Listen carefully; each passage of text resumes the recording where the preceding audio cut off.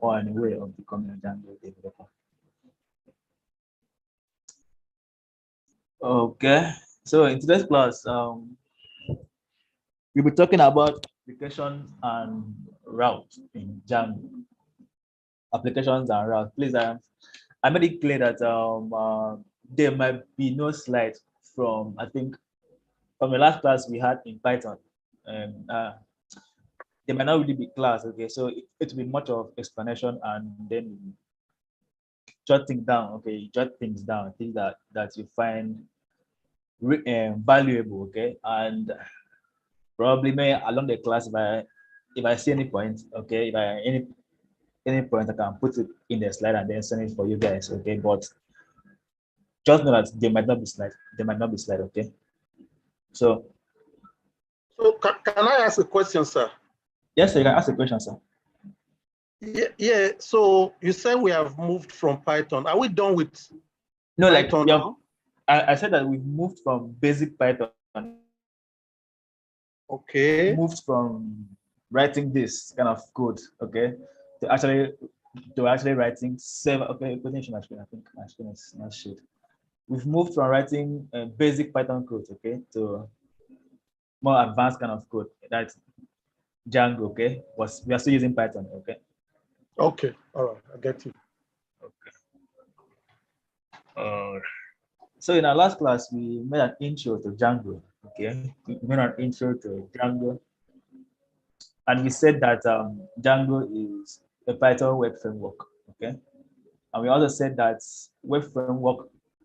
a framework, sorry, is that you can see it as a collection of modules, okay, that aids in the development of an application or in the development of a system, okay.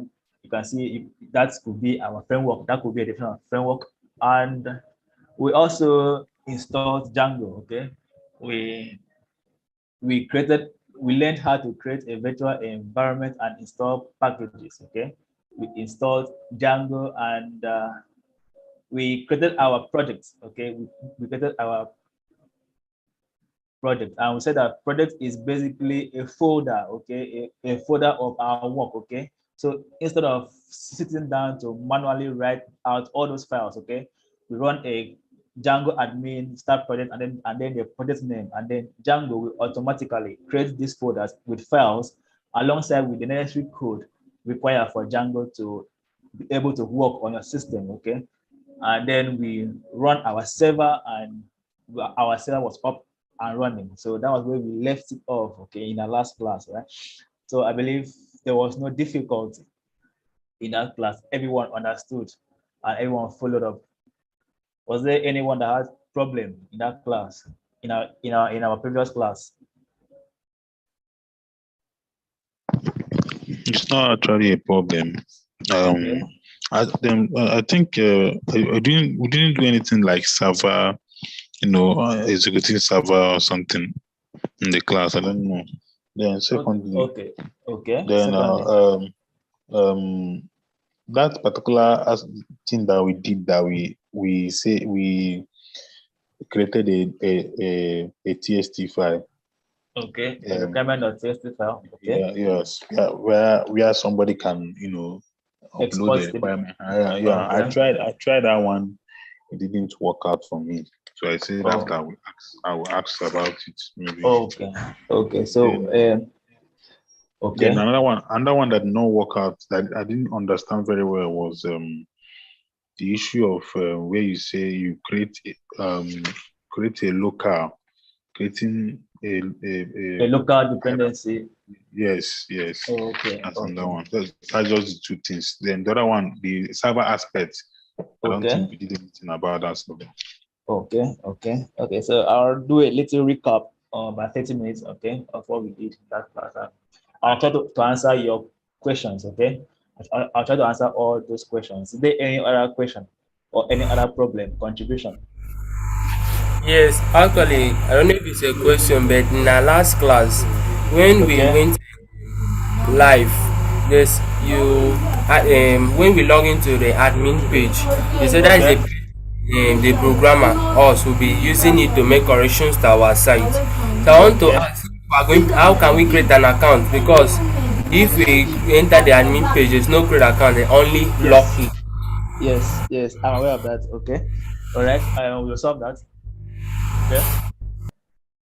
Okay. Any other question?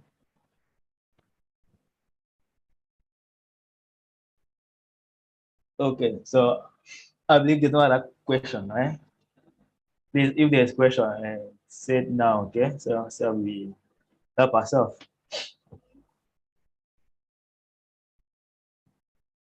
All right. So before we do a recap of what we said last class, all right. I am quick reminder again.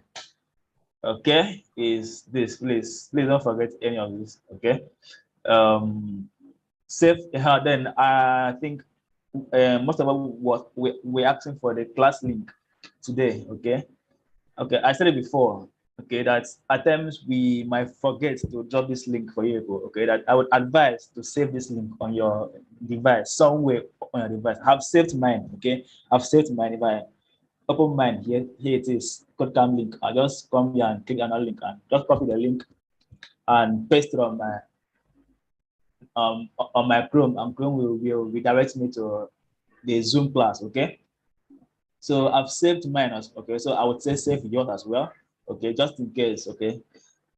So as we won't be asking for the link again. Okay, just in case we might forget to drop that link on the channel. Okay. So save that link. And another thing is please put up a clear profile picture. Okay. I think most people are still having this problem, and the thing is that it's difficult to help someone that's not actually following the instruction. Okay, so try to follow the instructions so that help can actually come to you with ease. Okay, follow up the instructions. When they say put up the profile picture, please put it up. Okay, and also put up your current stage icon. Put up current stage icon and state clearly your track. If you're in Python beginners track, please put Python beginners track. If you're in UI UX, put which I don't think there's any UI UX here. Okay, because another rule here that says one track to one learner. Okay, meaning one learner is required or it's mandatory that you must belong to one track. Okay, so don't be caught on two tracks. Don't try to play smart. Please don't play smart. Okay, and also we should also know that promotion mark has been increased to 75. Okay, so like I said, please step up your game. Okay, once the tax is being given. Okay, when the tax is being given, try your best, try your very best. Okay, to meet up this mark 75. I know it's a big mark. Okay, but it is what it is. All right, so that it's not as if this mark actually makes you better. Okay, but at least it keeps ringing on your head that each time you want to submit a tax, like your tax should be good. Like try your best to make it good, because in the outside world, when you can't just develop an, an application and carelessly and just leave it there, okay, for the user, right? You have to make it good, unique, okay, and perfect to if there's any other perfect, okay. But try as much as you can, okay, to hit that mark, that's 75, okay. So as to continue to be with us to the end of this camp, okay. Okay, and people are saying that they're not promoted. Okay, I think people that have not been promoted to stage 5, because I think the current stage 9 is 5. Yeah, if you submitted your tax, okay, then be patient. Then promotion will come to you. Okay, sorry I took time to grade because I had a busy schedule. I'm really sorry for that. I promise it will not happen again. So I'll try to grade as fast as I can. Okay, and then so that promotion will get to you guys as fast as it comes as well. Okay. Another thing that skipped my head. When I remember it, I'll say it again. Okay. So for now, that's the reminder. Okay. The reminder. I'll keep showing you this page from last class to the end of the class. Okay. I'll keep showing you this page. Keep showing you that page, right?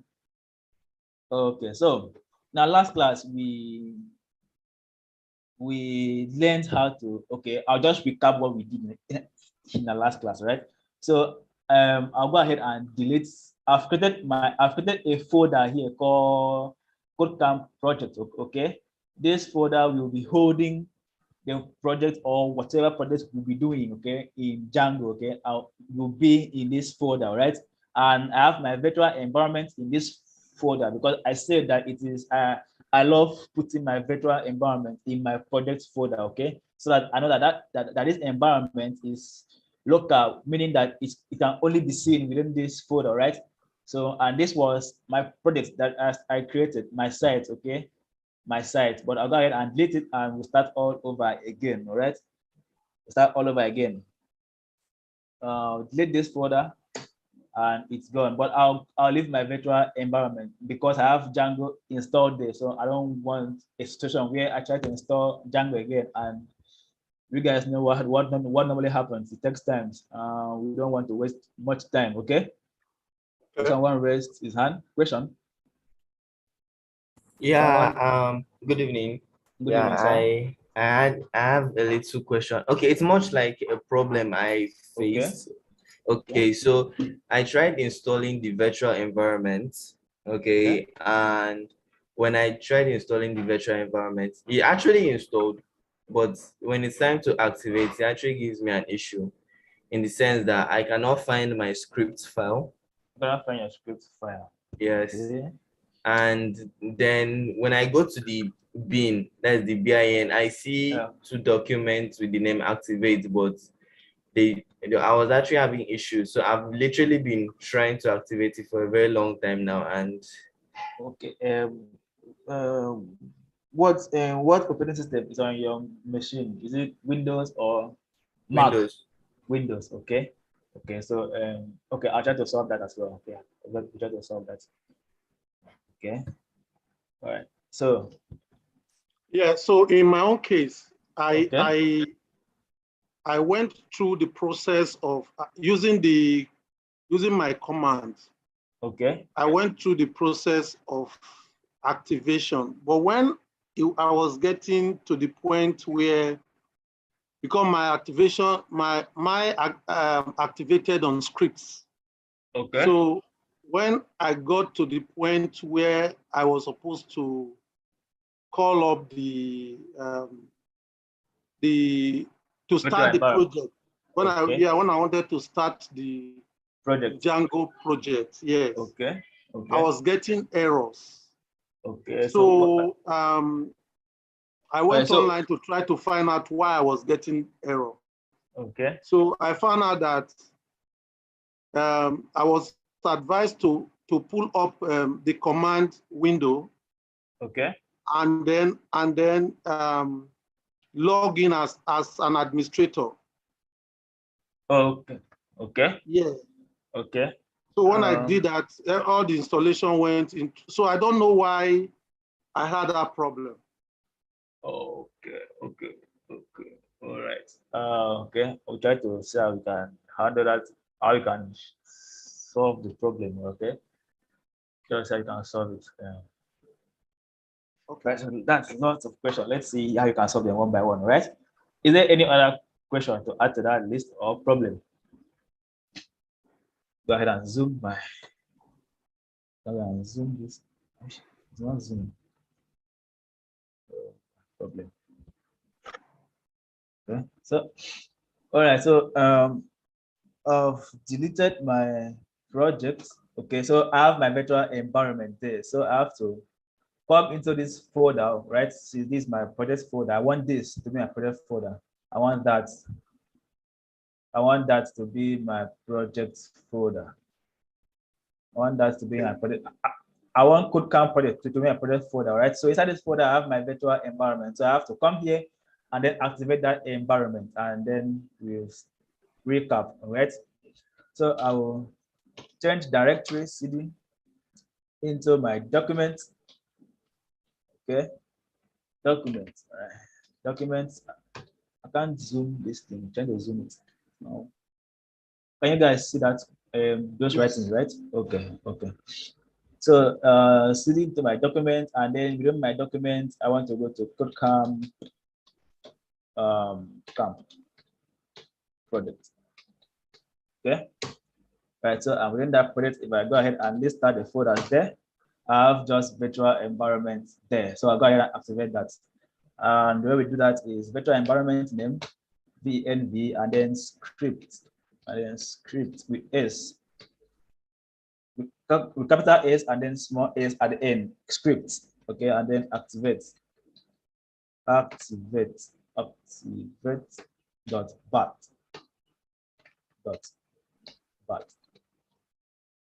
Okay, and our virtual environment is being activated right there. Okay, so I was up something. When I did activate, I did not put dot bat. It also activated. Is there any problem? Like I did not put dot but and yes, activated. First that activated, there's no problem. But let me check it and see. Deactivate.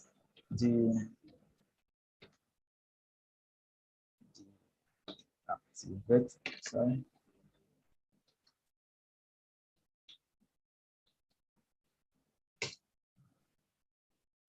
It's there and it's not deactivating.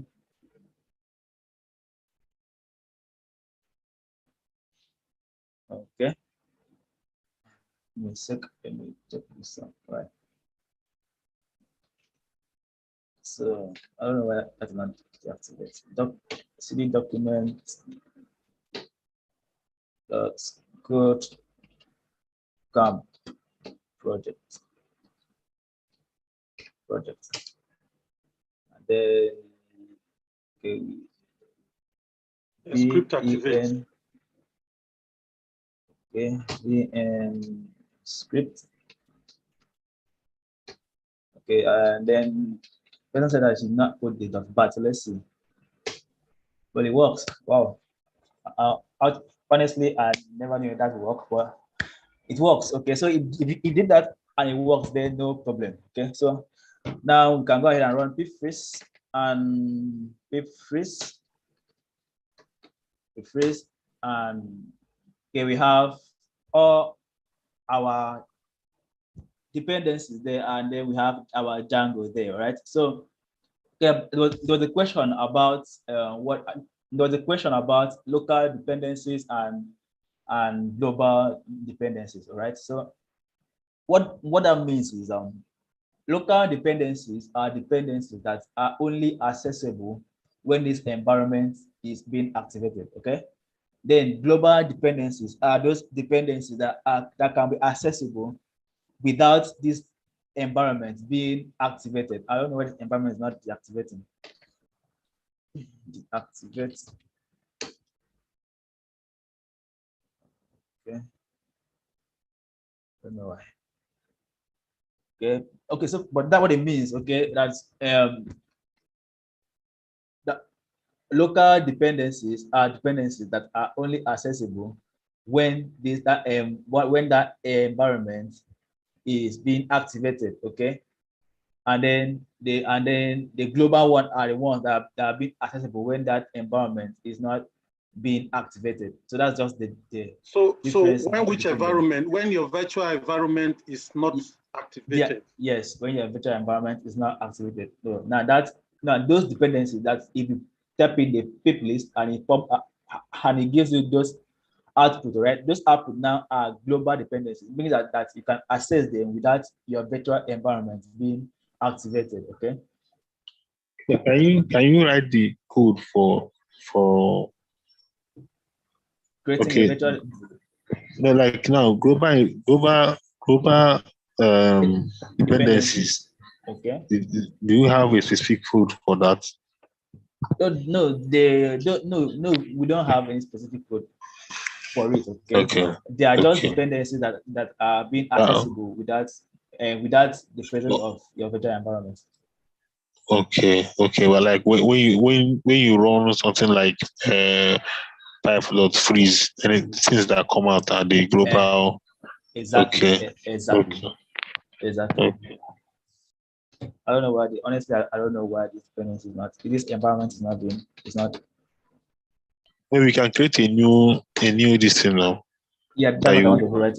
I think the environment has problem because I moved this environment from somewhere from this to here. So I think probably some files are gone. I don't know. So let me just go ahead and rename this just for the so that just in case Django takes time to install, you can fall back to this other one. Okay. So I'll rename this to VNV1. Okay, then I will go ahead and close my command prompt and open it back up again. And then I will cd into documents. Okay. Okay, so before we do that, okay, fine, let's see. Before we do that, if I go ahead and type pip lists here, okay, now we see this other dependencies. Now you see these dependencies. Now these dependencies are global dependencies. Okay, we can access any of these dependencies here without without activating the environment. Okay, I don't know why Django came inside here, but I'll uninstall it. Normally I don't want my Django to be installed into the system. So probably after the class, I will uninstall this Django from here. It shouldn't be there. Okay. So I will cd into my document, and then into our KodeCamp projects. Okay. KodeCamp projects. Right. Okay. Documents. Spelling of documents is wrong. Put back our n and okay. So now we have to create a new virtual environment. So we go in here and type python-m, okay, VANV, because that's the module you use in creating a virtual environment. And then, as I said, I love doing my virtual environment that same name as well. So that will take a few minutes, and our virtual environment will be created. Okay. Right, so it's being created now, and if I go ahead and there we have the newly created virtual environments here, and then the old one there, which we might end up deleting it at the end of the day. So I'll clear my screen here. Okay, sorry, CLS. Okay, so next thing is to activate that environment. So we have venv/script/activate. Okay, let's just try the new format without the bat, and wow, it works. So now let's try to deactivate again and see if it works. Okay, so I think the other virtual environment had problems. So I'll go ahead and delete that other one, this one. So I'll go ahead and delete. Okay, before then, let's activate it back on again and try installing Django. Okay, just in case it takes time. Okay, so we write pip install. Okay, pip install. That's how we install packages, right? Pip install Django. Okay, so now we wait for Django to install. Today it's installed faster. So someone is asking if there's another. Okay. The person said that he's having error. Okay, so okay. Okay, let's just wait for this installs, and then okay, the person that asked if the person that asked if there's another way he can get the better environment up and running. Okay, so I want you to deactivate this for now. Okay, before that, I'll do pip list to be sure that Python has been installed. Pip list. Okay, and sorry, Django is installed there for us. Okay, so go ahead and deactivate this environment for now. And let's see how. All right, so first of all, I want if you're on Windows, right, the person that's having the problem installing the virtual environment. Okay, so this environment, you don't have to install it. Okay, because this environment, this VNV module, okay, comes alongside your installation of Python. Okay, so if you type in Python on your command prompt, okay, and it shows something like this, okay, or you can do Python -- version, okay, and it shows you a version from 3 point whatever version, okay, but it might be above, but it must be from 3, okay, from version 3, okay. So whatever is the point there, it doesn't really matter, okay. So if you have done that, and okay, if you have done that, and I'll go ahead and clear my screen. And you're having this. If you type in Python and either this is showing, this here is showing, or if type in this other command and the version is showing, okay, that means Python is installed on your machine. Okay, so you don't need to install a virtual environment because the VENV module comes alongside this installation. Okay, so all you do is you create a virtual environment using the VENV module. Okay, so you don't have to, because I think in the assignment that I gave you guys, so the fit tax, okay, the tax that we promote you guys to stage 5.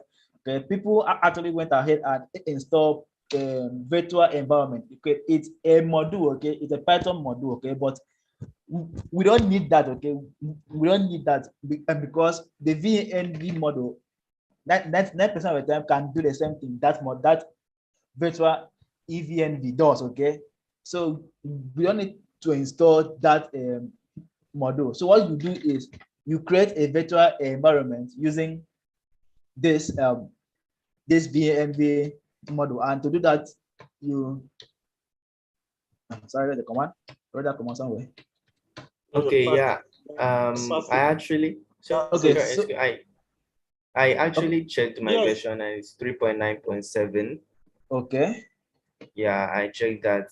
So I have actually followed all the procedures just as what you did here, everything you did. But when it gets to this part where we say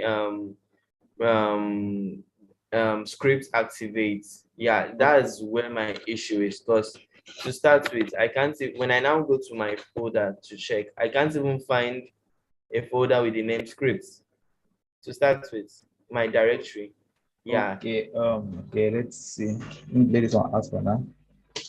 Yeah, I was also going to ask that question because some people are getting scripts, others are getting Bean.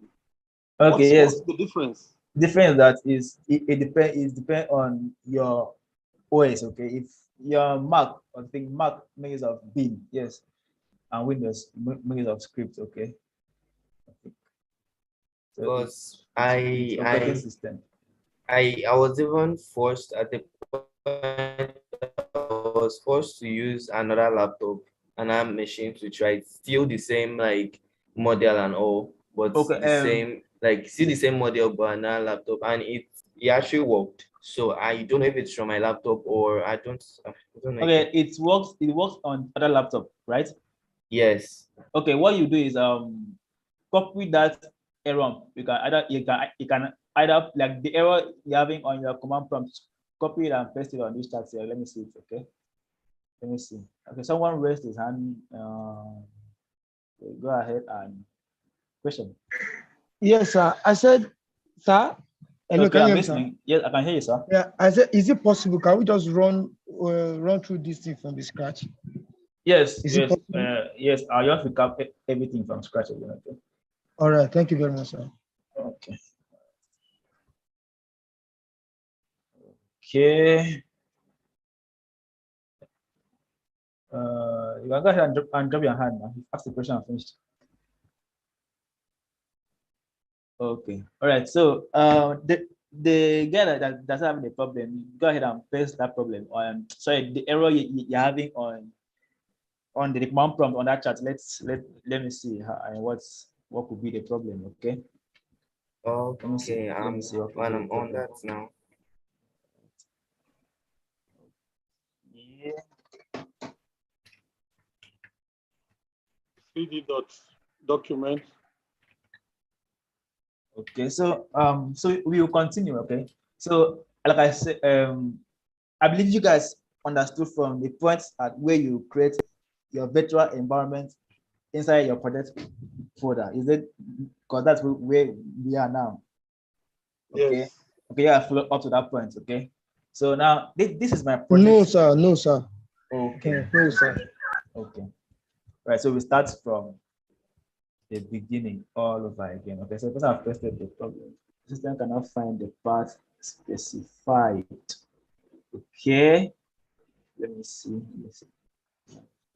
main.script. So okay, so I want to be sure again that you're actually in the directory of that environment, okay, or sorry, or that virtual environment. I believe that you are in this directory because see what happens there. See what happens there. Now I'm in KodeCamp dash project. Okay, if I do dir, right, I see the environment here, right. Now if I leave this directory, maybe one step back, okay, cd dot dot, and then I try to activate this environment. Try to activate this environment, okay. Give me a map problem. I said system could not find the path. All right. This is what you do. Go ahead and open your virtual environment and see if you have this script folder in it. Okay, this script folder should be in it inside your virtual environment, and see if you have the same file that's inside here, inside that file as well. If you have not seen it, then delete that environment and try creating a new one. Okay, and try creating a new one. Okay, so you can go ahead and check if this file here is the same file. Oh god, I think I've moved something. Okay, that was basically part of that was because I think on the group I actually tried asking fellow trainees and all. So like I actually have when you open, okay, let's say you open this virtual environment now. I have my I have I have the library, the lib. Okay. Then I have this PyVNV. The PyVNA. I don't have scripts. You don't have scripts in it. Okay. I now okay, I have bin. Okay, if you now open the bin, yes. So let's say you open the scripts now. Let's just say you open this. If you open this. Okay. Okay, so inside of it now, I have just the PDF activate. I just have the activate, but I don't have this bat file, and I don't have the activate. Okay, I think problem okay, I think the problem what you would do, okay, what I would advise you to do is what you try doing is try reinstalling Python, okay? Try reinstalling Python as a whole. Like go to their site here, go to their site. Sorry, how do I put this? So another thing I was thinking is, since he has bin, if he uses bin in place of scripts, would that not still give us the results? Okay, but I don't really think bin is window based. Okay, I don't think bin is window based. So bin doesn't really, since he says that he's on Windows. So, but it's a nice suggestion. What I'm suggesting is that he should just format that in system and install another install Windows 10 operating system. I will advise him to do. If you have any important information in your system, you can remove it, install Windows 10 Ultimate or Windows 10 Pro. Okay. Hello, everyone. Okay, someone is talking. Yes, I have a suggestion. Okay. Yes, so as he tried to create another virtual environment with a different name and also check the files that came with it. Yeah, I've actually tried that. I've created, between yesterday and today, I've created more than 10 virtual environments, and all of them still had the same thing. Okay, so suggestion one, I would say since you've tried creating other virtual environments, so I'll suggest, so someone suggested to format the system, but I think this is way too far. Okay, exactly. So suggestion two, I would say try reinstalling. Okay, reinstalling Python from their official website. Okay, maybe this should be one before you now go and do formatting. Okay, sorry, this should be one. So I just cut this down here, please. Don't format this thing, please. And I know the stress of setting up a system once it is being formatted. That's stress, something else. Okay, so then another okay, so okay, this should be a third solution. A third solution. Okay, so the second solution that I have is you can use an Anaconda. Okay, Anaconda. So what you do is you install Anaconda from their official website. Website. Someone equally advised me to use PyCharm. Okay. Or I'm not really used Python before, but just try it if you know how Python works. Okay, but I've not actually used Python before though. So next thing is Python according to you. Okay. Python. Okay. And so now the way and then Anaconda when installing it, you make sure you click on add to path. Meaning you should be able to access the Anaconda from your path. Then if it works, okay, if you do this, the first one, and you're still having problem, and then you try, I would say you try this Anaconda, right? The problem I'm having with Anaconda, okay, when it comes to my system, though I have two systems. So on my other system, I think it's from the system's fault. Like the problem is from the system. What happens is that each time I install an Anaconda, about 48 hours from that time, it just crashed. Okay, that thing will just crash and all my files will just be gone. So I'm not actually install it on this system. Okay, so I think it's from system. Okay, I think it's from system. Right. So this might actually work for you. Okay, and once you install this and you add this to path, then you should go ahead and run the command conda on your command prompt. Now, if you run conda, then click on the conda, and then it brings that sub command. Then you are set to go. And if that works, okay, and then if that works, next thing you do is for you to actually create a virtual environment. You can do that from the Anaconda itself. Okay, like you can open the Anaconda app and then you create that virtual environment, or you can do it from here. And I think the command is conda creates, okay, conda creates dash the virtual environment name, virtual virtual environment name, okay, virtual environment, okay, VENC, okay. So I think that's the command. Okay, so this virtual environment will be the name of your environment. Okay, and then I think one more thing, then something like Python equals then the current version of your Python that is on your system. I think Conda comes with is that 2.7, or just try that 2.7 or 3.0, anyone. Okay, or you can or 2.7. Okay, so that's the command that you do, right? Once you have Conda installed, that's the command that you do there. So first of all, you install it from the site, and then click during the installation, you click add to path, and then confirm if it's been installed by running the command conda in your prompt. If it comes out with certain sub command, then you can go ahead and create this virtual environment dash the conda creates dash the virtual environment there, and then Python equals either 3.0 or 2.7. Okay, then this will create a virtual environment, and to activate this, this should be conda. I think conda activate. I think, but I'll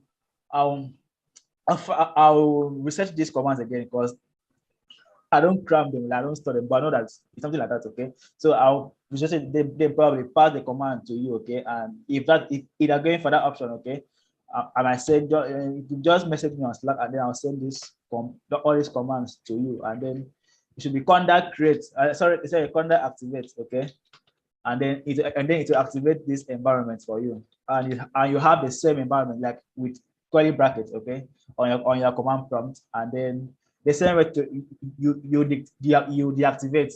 Just type in the command deactivate, and it will deactivate that environment, and then you can go ahead and run your normal Python code, whatever code we're going to run here, Python manage.py, run server, create app, all that stuff. it will work. Okay, so that's for the Conda for the Conda option. Okay, then for the PyCharm option, well, I've not used PyCharm before, but I can actually make research on it, on how it's been done with PyCharm, and then relate it to you. Okay, if you are going with that, then for the fourth option, please just check the 1, 2, 3 first. Then if 1, 2, 3 does not work, then I'm sorry, my friend. Okay, I might actually find the film, because I don't like this option. Like, to be honest with you, I don't like this formatting of the system. But if we try every possible way and it's not still working, then I'm sorry to let you know that you have no other option than to format your system as the final option. Okay, as the very final option. But for now, how do we make you follow along this class? For now, I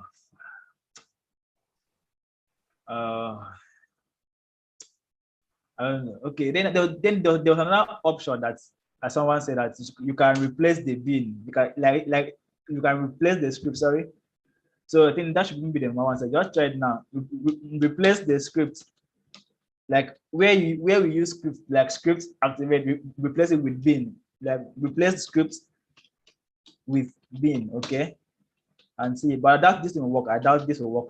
So what you have now is your virtual environment name, VENV, okay, and then slash, bin, okay, and then slash activate, and see if it works for you. Okay, so option 1, option 2, option 3, option 5. So we've been able to, okay, so we've been able to bring out options for you. Okay, so that's that. Okay.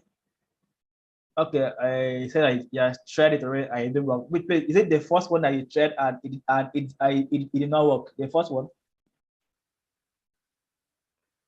Okay, so option 1 is out of the box. Option 1 is gone. All right. So try the remaining 4 options, 2, 3, or 4. All right. But if you try this, it doesn't work. Try, DM me on Slack, and I'll guide you through the process of installing Anaconda and how to actually do this. Okay. If chat 2 is not working as well, okay. So 2 is gone as well. Okay. So now you have 3, 4, 5 left. Okay. So I'm sorry, brother. Just try. Okay. Okay. After the class, you can message me on Slack, and I'll guide you on how to get this Anaconda working. Okay. So you don't have to so that you can follow up with the class. Okay, but for now, please, forgive me. I'm really sorry. I wish I could actually help you right now, but yeah, I'm really sorry. We have to attend this class and just follow up the class. Okay, just follow up the class, and we will get your virtual environment working for you. Okay, but what you can actually do is, all right, okay, you can actually, for now, you can install the Django directly to your system. If run pip on your, without this environment, right? Like without the environment being turned on, okay? Run pip command. If it comes up like this, okay, then go ahead and install a Django. Then probably after the installation of the after the installation of your Anaconda, you can now install it to the virtual environment. Okay. So for now, just go ahead and install it directly. So you have to pip installed Django, okay, and follow up the class, right? Okay, so we've been able to help our brother, one of us. So we start from I'll recap everything again from the beginning, okay? Okay, so we might not actually even cover what we have for today's class, but it's okay. It's okay. As far as we understand, okay, that's the aim. So I'll go ahead and clear my screen here. CLS. All right. So now I said that that I want this, okay, KodeCamp products, all right, to be where I will be starting my project, all right. Let's assume I want to build a site, all right. So at that project, I want to call that project my site, okay. So now, and I want that project to be inside this folder. Like I want this folder, excuse me, to be my working folder, all right? Meaning that each time I take up my system and put it on, okay? I need to come to this folder because this is my working folder, okay? So, and then work with this folder, right? And then add whatever I want to add, remove whatever I want to remove, okay? So this folder will be my working folder, right? And then I said that I love putting my environment, my virtual environment inside my working folder, right? So since KodeCamp project is my working folder, this project is my working folder, right? I've installed, okay, I'll go ahead and install a virtual environment inside this folder, right? So this environment will just be for that project, okay? Just for this project, right? So that if I have another project, I'll just go ahead and create another folder outside here and then create another virtual environment and install the necessary dependency for that project. Because the sole purpose of a virtual environment is to help us manage packages or dependencies, all right, for different projects, okay? So now this is my project folder. Let's assume that this folder is not here. So I'll go ahead and install my, I'll go ahead and create my virtual environment in this folder, okay? Go ahead and install my virtual environment in that folder, okay? So, okay, so the person that was having a problem with the virtual environment, have you tried the last option I gave you to install it directly into the system and see if just install Django directly into our system and okay and work with it, okay? Okay, make sure, sir. okay, just for now, okay, make sure you install it in your working directory, okay? So let's say my working directory is KodeCamp projects, okay? KodeCamp project, okay? KodeCamp projects, okay? So now what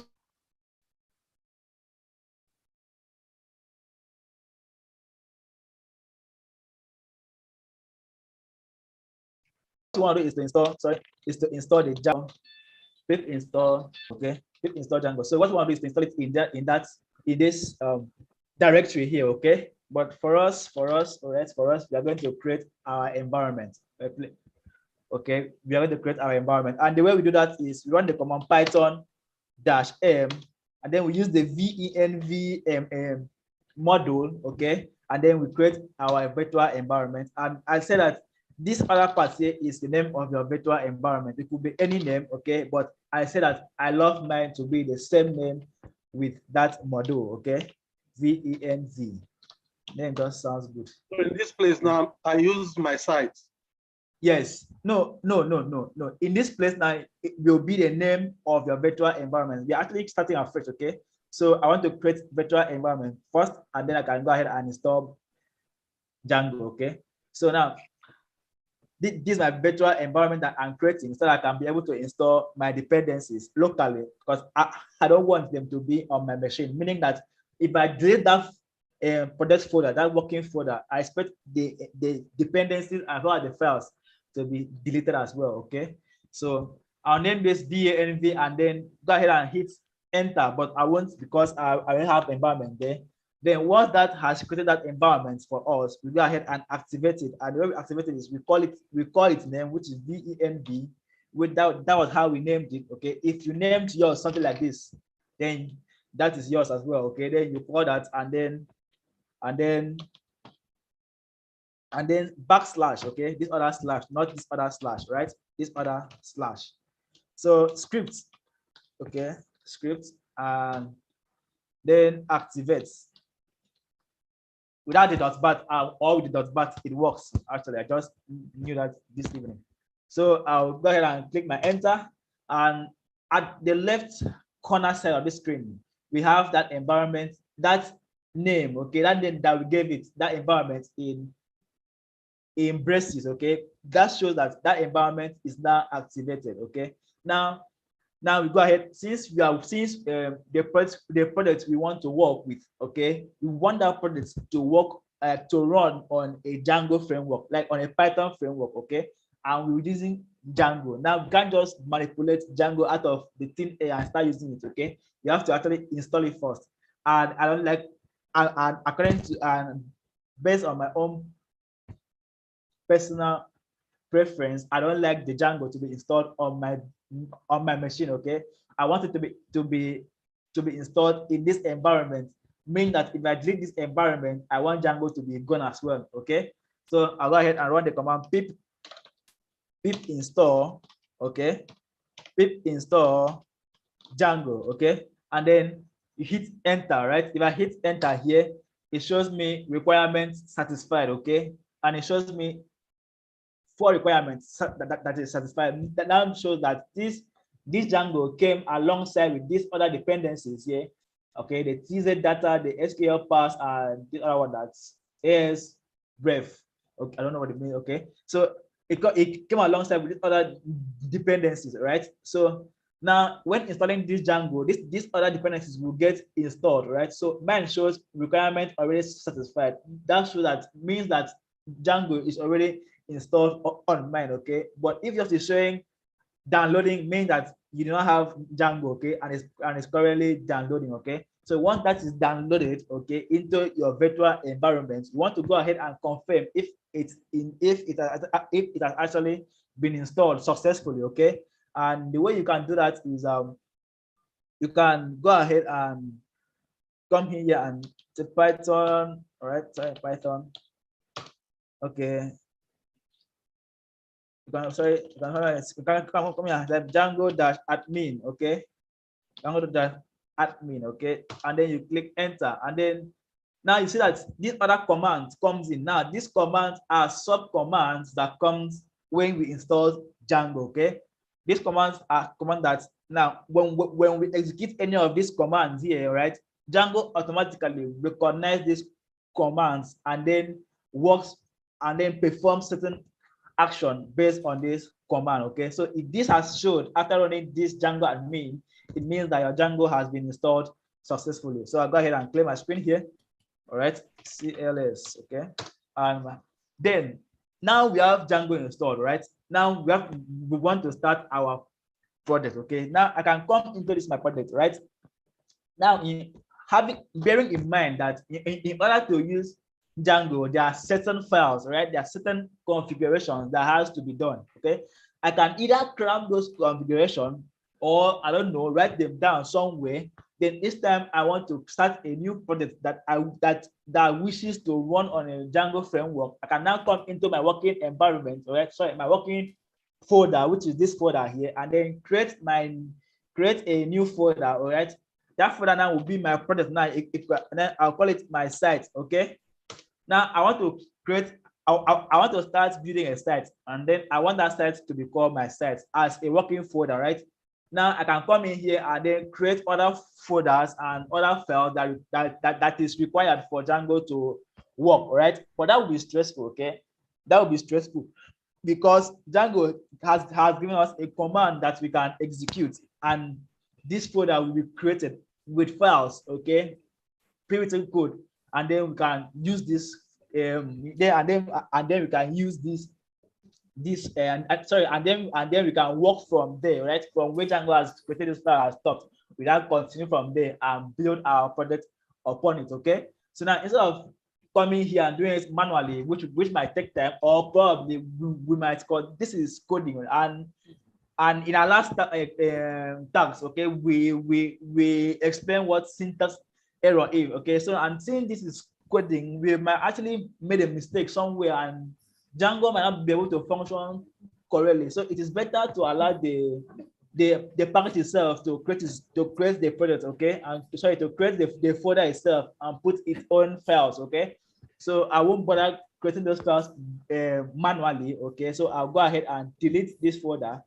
Okay, I'll delete it and then come into my command prompt and let Django, all right, to handle that creation of that folder. Now remember that our project, we wanted to name it my site or your site, okay, anything, all right. So now instead of creating that file manually, I got my command prompt and let Django create that folder for me. Okay, so to do that, run the command Django -admin. All right, now if I click enter, we see sub commands, right? And then the command used in creating this folder, right? In creating this folder is called start project, because since we are actually starting a project, right? Now, when Django sees this command start project, it just know that it will know automatically that you want to start a fresh project, okay, from scratch, right? So it will go ahead and create that folder, a working folder for you, okay, with all the necessary configurations, and then you can now build your project from that folder, okay? You can now build your project from that folder, all right? So now to run that command, we have to key in Django dash admin again, and then that particular command called start project, okay? And then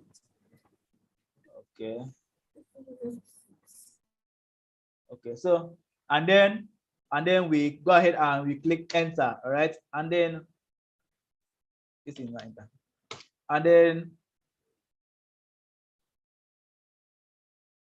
sorry, okay. And so I'll go ahead and clear my screen. So CLS. Okay, so we run the command again, Django admin start project. Okay, so now when Django sees then the file, you miss the file. Yes, now when Django sees this command, okay, it now knows that you want to start a new project. So now what Django will be expecting now from us would be the file name, okay? This project that you want to start, how do you want to call it? Okay, this folder that you want to work with, how do you want to call this folder? And we said that you want to call ours my site, okay, my site, and then we go ahead and click enter there, all right? And then nothing happens, it just returns back to us. But if you go back to our working directory, a folder has been created for us, all right? Now, if you go ahead and click this folder, we have other folders in it and other files, right? And then this folder and other files has some files in them, and then inside this file are certain configurations, okay? Are certain configurations that will help us to use Django efficiently, right? So now this file or this folder, I mean, we could just create it manually, but we will have to create this folder, create this file, and then within this file, write the necessary code, and then create this other folder again. Sorry, and then create this other folder again. And then within this folder, create these other files, and then within this file, write the necessary code. That would be a lot of work. Before you even start the project itself, your client has left you, right? Before you even start so in order to save time, just key in this command here, and then tell Django, I want to call that my project, my site. Create those files for me with everything in speed of seconds, so that I can build from there. Okay, so that I can build from there. Now this. Okay, so now since this is the file that Python has created for us. Okay, my site folder, right? Now this folder now becomes the project folder. So in order to work with this project, we have to be inside this folder, right? We have to be in the directory. That is documents, KodeCamp, and then the project folder itself, right? So now we have to come to our command prompt and then move into that project folder, and we name our own project my site. So we do cd into my site, right? Cd into my site, and then we are now in this folder now, right? We are now in this folder. Okay, so now what is left now is for us to start working with this folder, right? For us to come in here and add our own files or remove some certain files, or probably just do anything, all right? Do anything as far as our own project is concerned, without tampering with the default configurations, right? Because once we tamper with it or delete it or anything, okay, Django might not be able to work efficiently, right? So now we are here now, right? First of all, since this is a web app, right? Because Django is a web framework, right? So that means Django is aware that you want to create a website, right? You want to create a website. So now you can come into your file now and write your basic HTML, CSS code, and then open it in your browser. Now, if you open that, okay, let me show you what I mean here, right? Let me just go to my desktop and I'll just create a basic file here. Or I'll create a little file here. Let's say new file.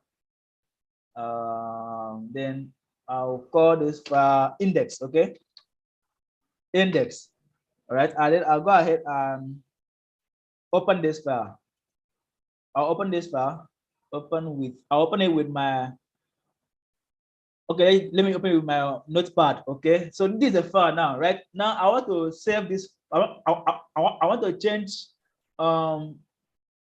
the extension of this file, because a web page saves an HTML page, okay, or CSS file, sorry, or CSS file or JavaScript file, right? So you have to make sure that this is a HTML file, right? An HTML file. Then you can go ahead and we save this index.html, and then if we check in here, now we have two index. Now one shows like a Chrome, okay, Chrome kind of file, right? That's the kind of file we save to our browser, right? So now we can come in here,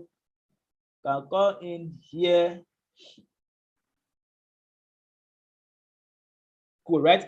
Like we know our basic H1 tag, okay, right? You know our basic H1 tag, okay? You can say hello, all right? All right, and then we go ahead and we close this. And the way we do that is that's how we do it, right? That's how it's been done. So now we can now come here and open this file in our browser. Now, if you look at this here, now this means it means that this file is being read from our desktop. Now, from our desktop, the index.html, right? Which is here, and which is this folder here that we are, sorry, this folder here, desktop, and then index.html, right? So now this file is just being saved from our, like from its location, okay? But we cannot really tell how would this file look like, okay? Because how will this file look? Because what we are seeing here is different from what we will see.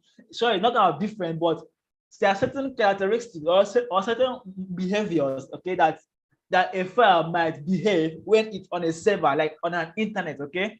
Like when we actually access a particular file on a certain internet, like let's assume that you open a particular page on your Chrome, on your browser, right? And then the people that created that page wrote certain logic, okay, for that page, right? But they cannot actually know how. Now, if you write a certain logic with this file, we might not actually know how this logic might actually behave when it's being up on a server, right? Because what happens there is this thing just reading this file directly from our file location, like from this location here, right? So we don't actually know how will it behave when it's on a server, right? How will it behave when it's on a server? Now, Django helps us to actually see how will this our project behave when it's on a server, okay? Now, what Django does, Django now gave us the ability to create what we call a local server, like a kind of like an online server, like an internet, but is within our system, so that we can actually see how this logic or whatever logic we write will behave when we actually host or upload this file to a server, right? So that people can actually access it. So currently this. So the server we are creating cannot be accessed. It's still within your local system. Yes, it's still within your local system. To understand that. Okay. So, but Python allows you to see it and like as a server that people can actually access. Okay. Like it's like a simulation, just showing you if it goes to the internet, this is how it will look like. Exactly. That's the correct explanation. It's like it's a simulation, okay? Simulation. How will this thing behave on a server? And okay, so that's now Django helps us to do that and see how this thing will behave when it goes to a certain when we host it on a certain platform, right? So now in order to activate that server, because we can't just be, because this is our projects folder. Where is it? Okay, in my document, and then KodeCamp. Okay, sorry, KodeCamp project. Okay, and then my site. This is the project, right? And then I'll open this with my Visual Studio Code. Okay, opening my Visual Studio Code. It's taking time to open. Okay, just open it. Fine. Okay, so my PC. I show the author on the PC. Okay, so go ahead and close this one. So now this is our folder here, right here, my site, and then those files that Python has created for us, right? So now, so imagine this kind of files, we writing this file from scratch with our bare hands. Clients will leave us and go to somewhere that we just do it quick, okay? So Python helps us to write all this code, pre-written code, and then we build upon this code. Okay, so now we can't just come here and be coding, writing 1,000 lines of code. Okay, we have to, once we write a code, we go and observe it. How will it be in a server? Is it nice? Is it working well? Okay, not working well, come back and edit it. Okay, so in order to do that, we have to actually activate that server. Okay, activate that server, let Python. Okay, so when we come here and we probably make changes, okay, and then we go out to that server, and then we see how it actually works. Okay, when we actually upload this thing to a real server where people can actually access this. Okay, so now to do that, we use the command. Now we use this manage.py file here, right? Now I said this file here. Now this file has this function. Now this function does a lot of things. Okay, now we use this file to execute certain functions, right? We will not have to understand what this file here does. Just don't tamper with it. Let the sleeping dog lie. Let the lying dog sleep. Either way, okay. But don't just tamper with the file. Let that file be the way it is, okay, as you've been given, right? So the only thing we can do is, oh, have I done? All right, it's still there. Just go for it. Okay. So the only thing we can do here is we can actually use that file to run certain commands, right? So now you can use Python, and then that file is called manage. PY. Yeah, manage. I think my own manage is too plenty. Okay, .py. Okay, manage.py file, right? It's a .py file. Now this .py file now is not expecting certain commands, right? There are certain commands that this small line of code will just be doing great things for us. This small line of code, just about 23 lines of code here, right? That line of code will do certain commands when we use this file to activate it, right? To execute it, I mean, sorry. So now, what that command is to set up our server, right? Our local server. Now, so now that command is run server. Okay. Now, when we run this, the run server is not correct too. Okay, I've missed my end there. Okay, so run server. So now you can go ahead and activate this. Okay, server, and then now we have this certain command that says quit the server with control break. That control break is control C, and that's why we break. So now Python now creates this kind of like an internet within our system, right? Within our desktop, our machine. So now we can actually go on a normal site. We can go to https / and then facebook.com, right? That on the actual server. Since this is a local server, we have this port number. This port number changes, like it is dependent on a device, right? So this number might not actually be exactly like this as mine, right? Yours might be port 127.0.0.1 port 5000, okay, or port 2525, any port number, right? So now to access this server, Python will give us this link, right? So now we can copy this link. Now it's as if you're actually going to Chrome to browse the link, okay? but it's local, like it's within our environment. All right. So now we paste this and we have this wonderful page. Now this page is a default page from Django, right? When you install Django and start a new project, when you go to this spot and this URL here, right? This our local URL here, we have this page. Now this page is how it will be. This page now, this is how this page will behave if we upload this to an actual server. This is how it will work, all right? And all this logic will work the same way, okay?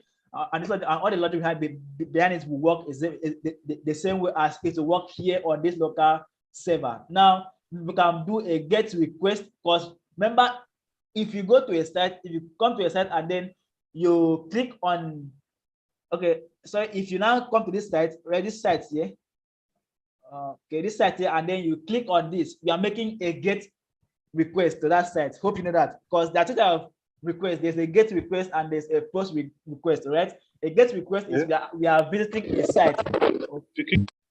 A get request is we are visiting a site, and then a post request is we are sending data to the site, right? So currently we're not sending any data here. So currently we're not sending any data here. We are actually visiting this site. So that's a get request, right? We are coming to this URL, right? Not sending data to this URL. We're actually coming to the URL, right? So now if you come to a command, we have a get command. It mean that we've made a get request to this URL here, right? Now you can, if you do it again and now like refresh the page, and because this time we refresh the page, that's a get request. So if you keep coming here, we see having more get requests there, right? So that's that, right? So now that's we refresh the page, we get a get request. Yes, each time you refresh this page, it means you are coming back to that page again. That's you are making another get request to that page, right? We're making another get request to that page, right? So if it was a post request, we will be sending data to a certain URL. So take for instance this site. I don't know who owns this site. It's not my site. Okay. So now, no, I didn't want it. I want a simple kind of form. All right. So form is an example.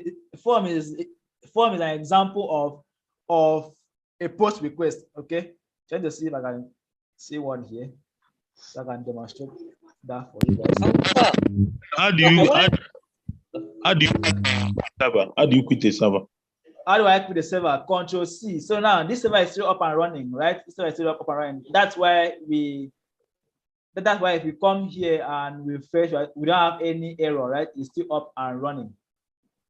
The server is still up and running. So I think my question is, if you want to go back to this your local server, okay, do you have to run this code again to get server, or is there a way you can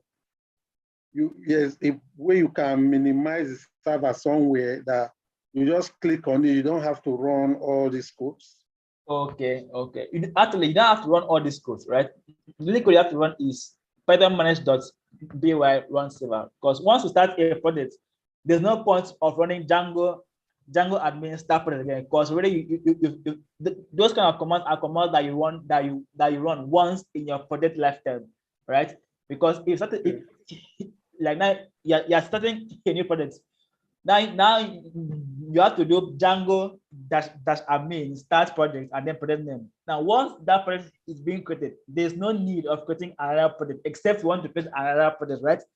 So now the only command you have to be running is this command, which if you minimize this, that you've minimized the server, right? But if you close this command prompt, that server is closed, because that server has this command prompt needs to be open always for this server to be active. Now also, the reason I'm sorry for cutting in. The reason I'm asking, because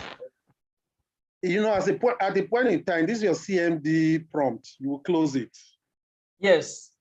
And then when you close it, it's like you have deactivated your server. Django. Yes, server.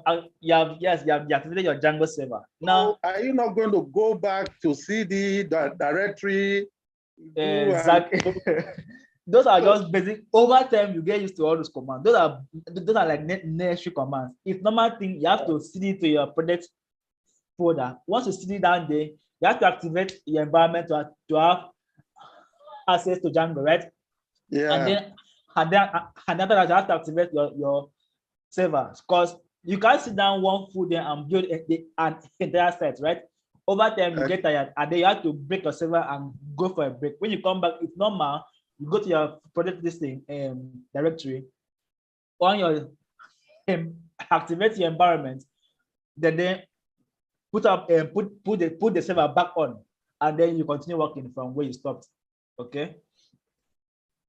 So over time, okay, you get used to this command. The command will get like you'll become conversant with them, right? You get used to them. Yeah, I get you. Okay, so that is that. Now to Mr. Bassi. Okay, right. Sorry, one person at a time, right? CMD this server now. If you minimize it, will still be running in the background, right? Yes, imagine. Yes, it will still be running on the background. Okay, it's only when you close it that you close the server. Okay, thank you very much. Yeah, all right. So someone else had a question. Yes, sir. My question was, what about live servers, since we're using Visual Studio?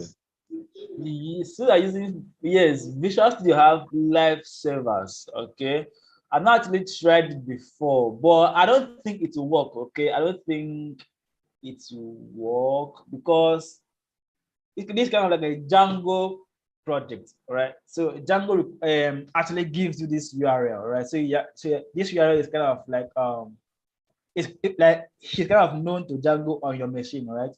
And I'm not sure if this port number will be the same port number as the one on Visual Studio, right? So I would advise, I would recommend just stick to the Python manage.py run server. Okay. Okay, sir. All right.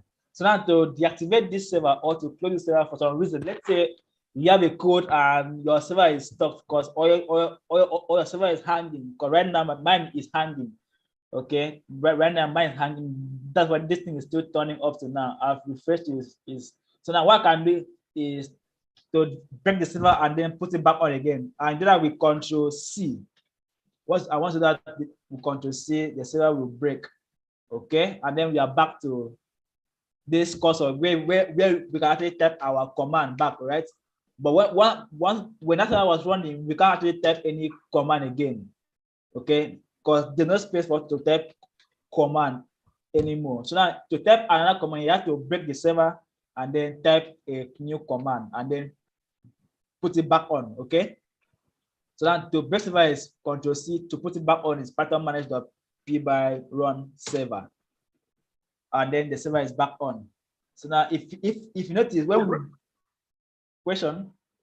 To break the server, you just how do you type the Control C?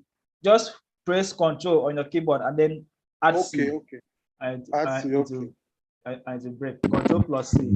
Now the server is off, it's down. Okay. Now if I try to access this URL again, okay, if I try to access this URL again, it will give us the same error we get when we try to access a URL without data. Just say that page, this site cannot be reached. I don't know why this thing keeps coming up, but it shouldn't come up. So I feel it from my system. I don't know, but it shouldn't come up again. Okay, but so that's this, that. So we put it back on again. So now we have our small internet within our machine. Okay. So that's that. So now that's what we did from in our last class. Yeah. That's what we did. Apart from the Django, is there any other like this Django now is like a back end, like will I call it? It's a server side kind of web server. Okay. Yeah. Back end aspect and yeah. When back end, I mean the database and all those stuff. If it has database, like will I say that is a server the same way we have XAMPP Yes, yes, yes. I have XAMPP here. This is my XAMPP. Now to access a database in XAMPP, you have to activate the server, right? So it's the same way. So it just Python kind of XAMPP. Yeah, yeah, exactly, exactly. Okay, so is there any other one apart from this Django? Is there another one? Yes, Python has another one. It's called Flask. Okay. Flask. Okay, but Django is like a senior brother of Flask, like an elder brother. Okay, so Flask, I will recommend you to stick with Django. Django is more professional. So even if we have another one, is there an interface to use them at random, or you just stick to one and use one at every point in time? You can use any of it at any point in time. You have to follow each framework structuring. Okay, how each framework structured their own files. That'll be very confusing. If you just know Django, just stay with that for 1 year. Yeah, then, I will recommend that. That's actually a good idea. Second question. All right, another question. Okay, sir. Can you since we are using the Django server now, the situation, does the Django server work?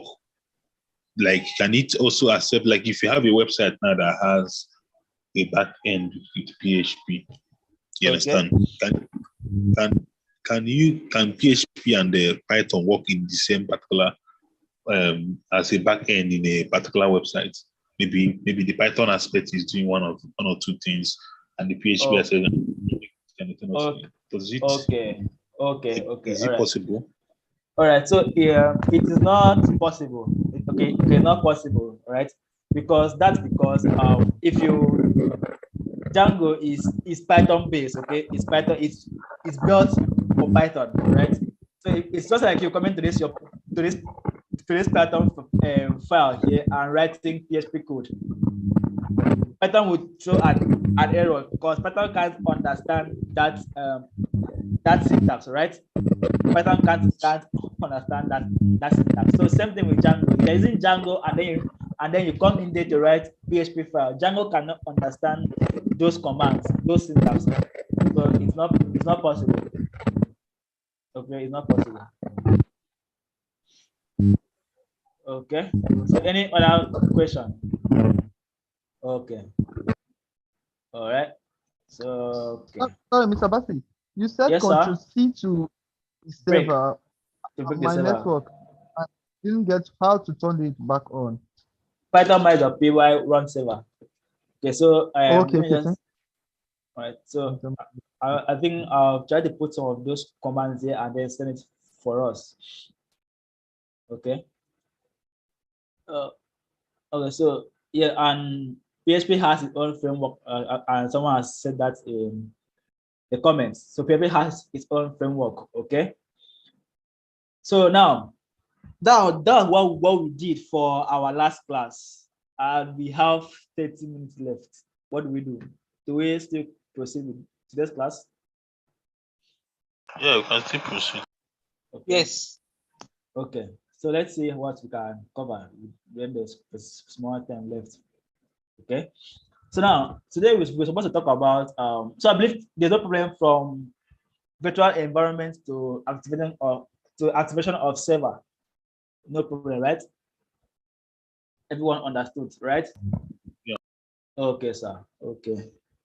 Okay. So in today's class, we're supposed to talk about application and routing and route. Okay. So application and apps or application in Django basically means splitting your project into sections. That's let's go back to someone's site and see how can I do that. Okay. So now look at this site now. We have this wonderful site here. I don't know who owns it, not mine. So now we have I must be saying something to you and explain it. Okay. Let's see how we can do this. Okay, but give me 5 minutes. Let me find another site. Let's just find another site. Let's say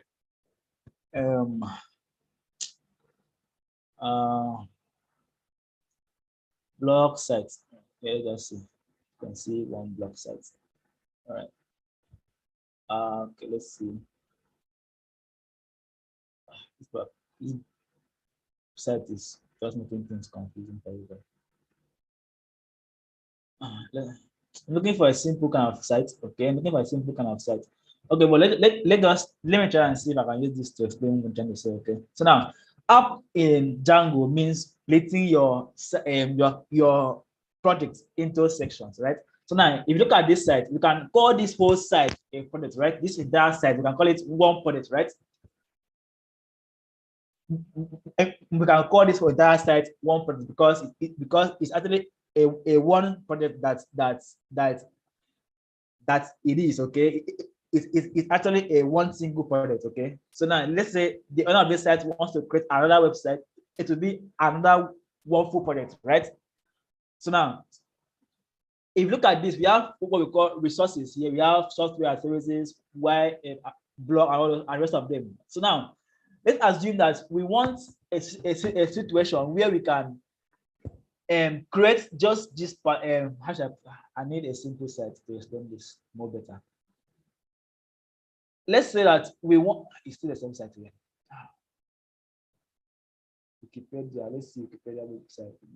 Wikipedia never helping matters. Blogger.com. Okay, let's just say, okay, fine, this one is easy. Okay, so now we have this site now, then we can call this site a one project, right? We can call it a one single project. Now let's assume we want this person, they want to now create another website. That website would be another project. Okay. Now within this project, we can split it into parts, meaning that we can create an app that handles everything about signing in, meaning that this you can actually extract just this signing in, and it's like we can take off every other part of this site, and this signing in will work on its own, right? Without, let's say, without this other function here, okay, called create your blog. Okay, I don't understand. Like you can see it as a function, but not actually a function, because a function is kind of like a collection of code, but can actually call it like a standalone kind of software. Okay, but an application can be like a standalone kind of software, meaning that if the owner of this site has like two websites, okay, this can be an app. Signing in can be an app, meaning within that app, it's controls all the logic about user registration, signing in, logging in, creating of new profile. Everything about user registration will be in this app. Okay. Now this app, you can actually extract it or copy it from this site, okay, into another Django project, and it will still stand on its own and perform the same function of signing in, logging in, or logging out of user. Okay. And then this one can also be another app that controls creating of blog, editing of a blog post, commenting, and so on and so forth. Okay, that can also be its own app. Now this home page now can be an app, okay, an app that controls displaying of this thing, changing of these pictures, and rest of them. Okay, now we can now come and integrate this app, all these apps together to form this whole project. Now, assuming there's a problem within our website, let's say a user finds it very difficult to sign in or sign out of this site, okay, without wasting much time, we know where to go. It's for us to go straight to our signing in app, okay, and then we know that whatever problem is that is how he's facing is within this app, okay. So we have to tackle or find a way to solve that problem within that app without actually affecting the blog app or affecting the home page app. Okay,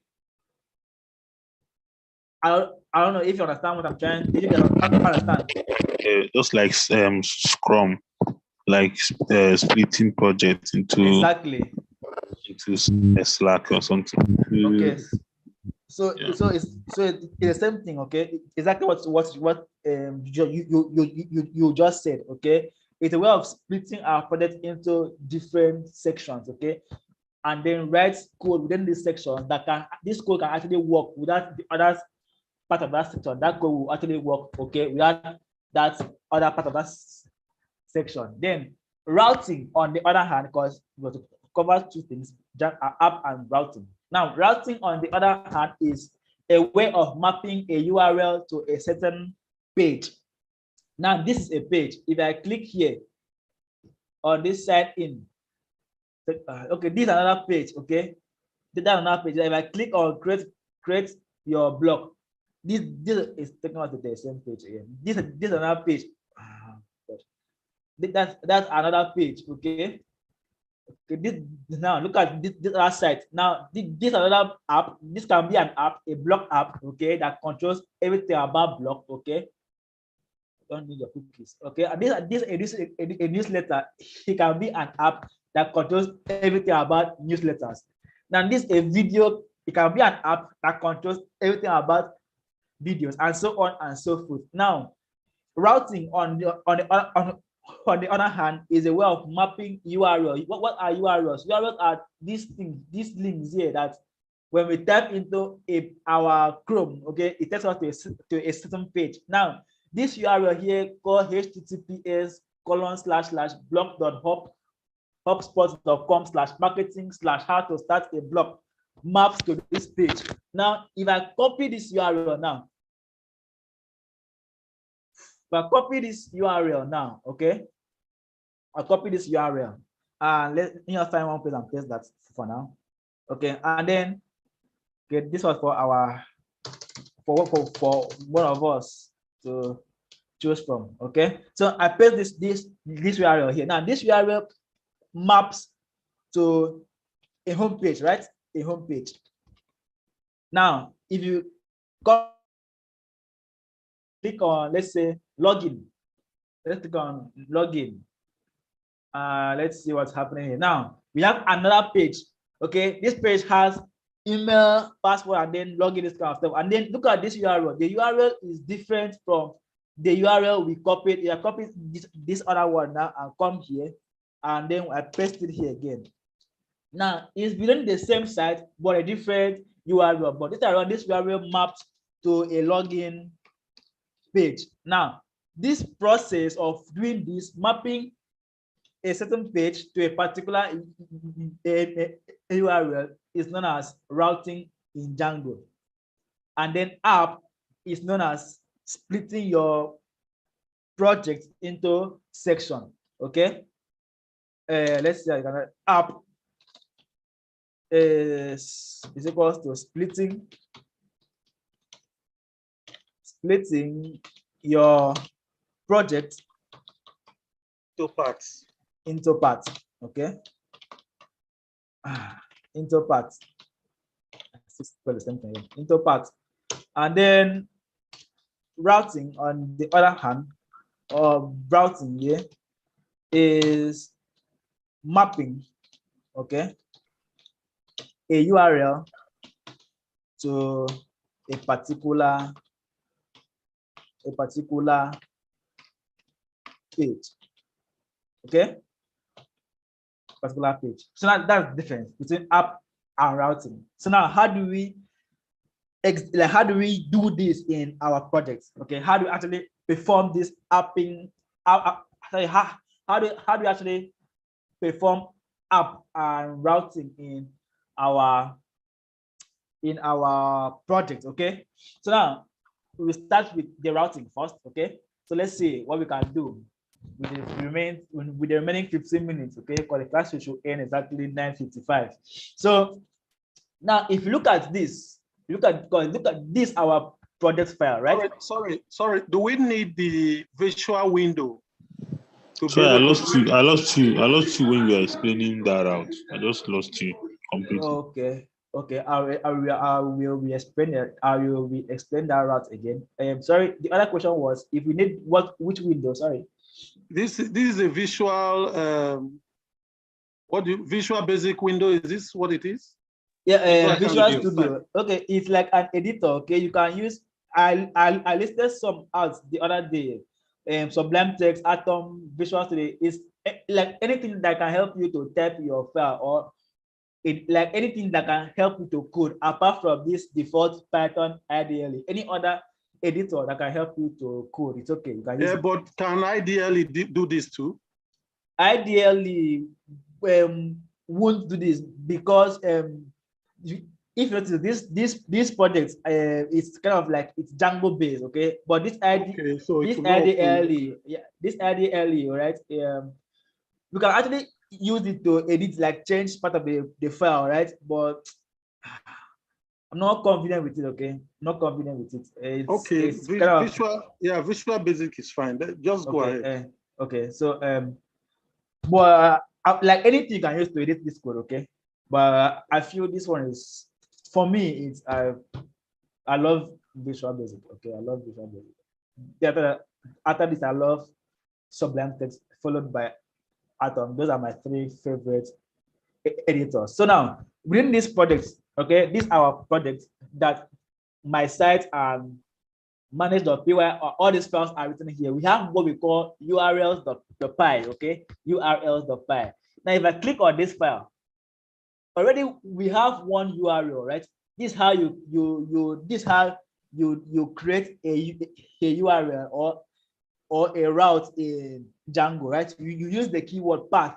Then in bracket, you specify, let me see if I can form a structure there for you guys. Okay, you have path, then in bracket, we have that the actual URL, right?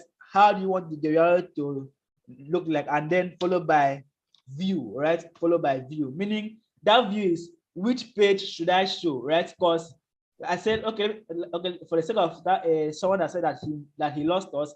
So now we said that application is a way of splitting our project into parts, okay?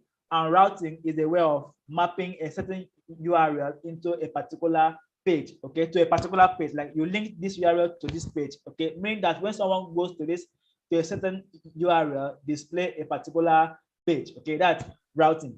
Okay, so now we use this as an example of routing. Now, if you look at this is a URL, okay? A URL that maps to this home page here, right? And this another URL here that maps to a login page here, okay? Now, we can customize this URL to look like anything we want. We can even come here and put slash anything, okay? But this is someone else own, okay, right? So even if we edit it here, it will change on their own site, right? But we can create our own, okay, and customize it and make it very wonderful, okay? Like look at their own, they did how dash to dash start. That's because these dash are by default, because in a URL you cannot have spaces in URL, meaning that you cannot have something like this. How space 2, it will give you this will give you an error from development stage. Before you even put this up, this thing here will give you an error. So those spaces are being covered, okay? So either with dash, so we can even do ours and put stars, okay, and put either stars, right? Anything you want to do it, okay? It doesn't matter, okay? What matters is let that user goes to this as we have given them this like this, and then we show a particular page. So same thing happens here. By default, when we started when we started a new project, Django has a default URL. This URL, I said that the way it works is you use a path, and to have this path, you import it from a module in Django called Django URL. So if you look at here, we have from Django.urls import path. Okay, it's a function within that module in Django, and we use it to create path. All right, I use it to create our URL. Right. So now the way this thing works is we specify this URL within a quotation and then comma view. This view now is what is the page that we are going to display, right? The page that we are going to display. So now by default, there's one here or there's one here by default, right? This one comes as when we installed Django, this part here comes. So now if I go to my site again, to our server, this was our server, and then look at this URL here. This URL here is admin slash when a user goes to admin slash, okay, it will take us to this view here, right? To this view here, right? This view, that view there is by default, okay? It comes by default. We don't have to change it, okay? So now what we want to do is we create our own custom view, right?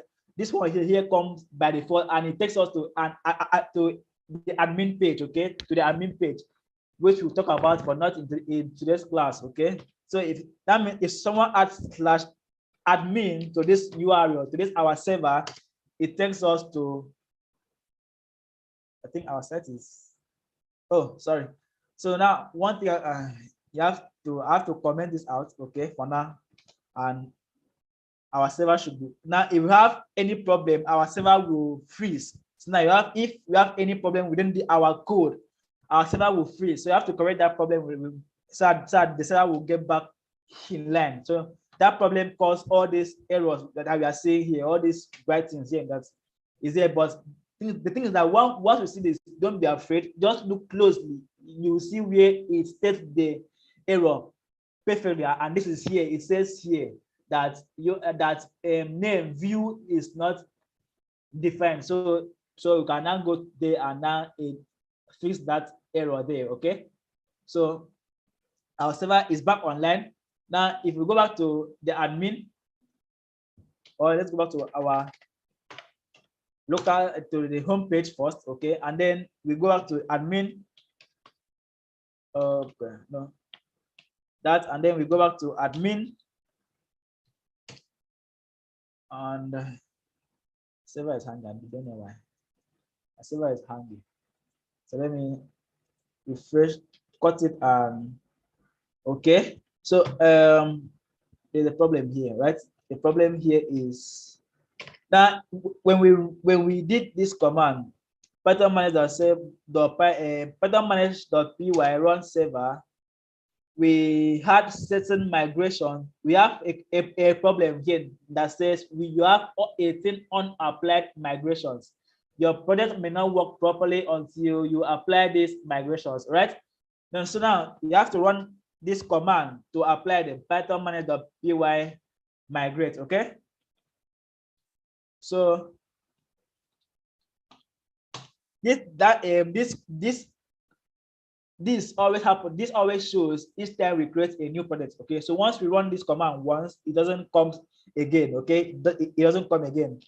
So we do manage.py migrate, okay? Migrate, okay, migrate. That will fix a couple of stuff for us, okay? So now okay. This, sorry. Okay. The migrate, what does it mean? The migrate means that when we created, when we started a new, when we started a new project, okay, this project had some how should I put it, some authentication, some models, okay, models, yes, that's the right word, some models that in order to access the main panel, these changes has to be done, has to be applied to our database. Don't worry, when we talk about the admin panel, we'll talk about this migrate command properly, okay? So for now, once you start a new project, this command will always tell you to run this command to fix this 18 unapplied migration. So just run them, and this stuff here will just work perfectly well, okay? So now you go ahead and activate the server again, and then if you do /admin, okay, because that's a default URL that was created already when we created a new project, okay? Now if you come here, it takes us to this page. Now that URL maps to this page, right? It maps to this Django page, okay? So it comes by default, which is here, okay? It comes by default, which is there, and then maps to this admin.site.urls, okay? So now we can do something similar, right? I said that the way this works, okay, the way this thing works, okay, is we use path, and path is being imported from this module here, Django.urls, okay? And the way it works in two forms, like it must contain two arguments. The first part is actually the URL, meaning this design or this URL. How do you want your URL to look like this? Okay. And then views. Views means which page am I displaying when someone goes to that URL. Okay. That's what views means. That is what views means, right? So if we, so now we'll go ahead and write ours, okay? So now by default, we know that when we type in, when we go back to here, right? We go back to this place to without typing any URL, it shows this page, okay? It shows this Django page. We don't want this page to show again. We want to change this page. Like, want to actually render our own page, okay? When someone goes to this URL without actually typing any URL in, because this is like the default, like how should I put it? Like this, like a server port, okay? Like this number here is like a server port, like it means that without you typing in any URL, okay? Show this page, okay? That's what it means. Show that page. But does it mean if someone else types this number, it will show the same page? It will show the on same their own page. system? Yeah, on their own system, but it's this port number is system dependent. Okay, so this number might not actually be the same. Okay, so use the one that Django has offered you. For you. Okay, so use that one. Okay, so now, so this number means once you come to this server without typing any URL, show this page. This page comes from Django by default. Okay, so now you can come in here and you can create something similar. Now I can say that I want, when someone comes, like goes to that server and type in www.savior.com, I want it to show a certain view. Okay, I want to show a certain view. Now, how do we create views? All right, how do we create views? Now, there are two kinds of views in Django. There's a class-based view and there's a function-based view. Right from the name, you should know that a class-based view is being defined with a class keyword, okay? And then a function-based view is being defined with what keyword? What a function being defined with? We did function in Python. def. Good. Now the function-based view is being defined with a def, okay?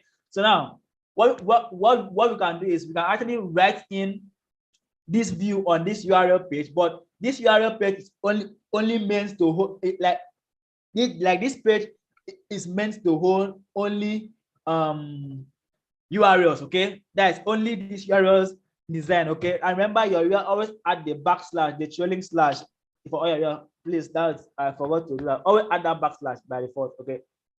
But even if you don't add that, Python will add it for you. But to be on the safe side, please add it, okay? Add it. So now this URL page file, this URL.py file is meant to hold only URL files, right? It's meant to hold only URL files, meaning that you cannot write any other code within here, because Django will only be looking for URLs in the URLs file, right? So now what we can do is we can create a view file, right? We can create a view file. So now we can come here and create another file, because since this is a project file, sorry, saying this is a project folder, we don't have the view files, right? But we can create it manually, right? And then I'll tell you why there's no view file here. Okay, so I'll tell you why there's no view file here. So I'll just create one file called views. Okay, it is views with s, okay, .py, but since it is a Python file, it's a Python base. Now I said that there are two kinds of views, right? The first one is class-based view, based, yes, a class-based view, okay. And then the second one is a function-based view, okay. But for this, if we have time, I might show you class-based view, okay. But for this particular track, for this beginner's track, you stick with function-based views, okay. You stick with function-based view. But if at all we have any class and probably the class ends before time, I can just introduce it to a class-based view, how it works, okay. So we use a function-based view, and how the name says, function is meant with diff, and then it takes in member function and then the function name. So I can say a home page. I want this to be our home page, and this function, remember, for now you can put in pass without any command, right? So now, since this is a web framework, a Django is a web framework, okay, it must take our function-based view it must take in an argument called request. It is because since it's actually sending some files to the server, okay, and to do that, she has to make. I tell you that to get a web page that there are two kinds of requests, either a post request or a get request. Okay, so anything we do with a Django with web, okay, request like we're actually requesting like all the time. Okay, that means to actually to show this page we must always pass in this request to this function. Okay, this request can take in other arguments if you want, but that request is a must. You must put it there. Okay, so now for now we'll just do we return an HTTP response since this is a web application.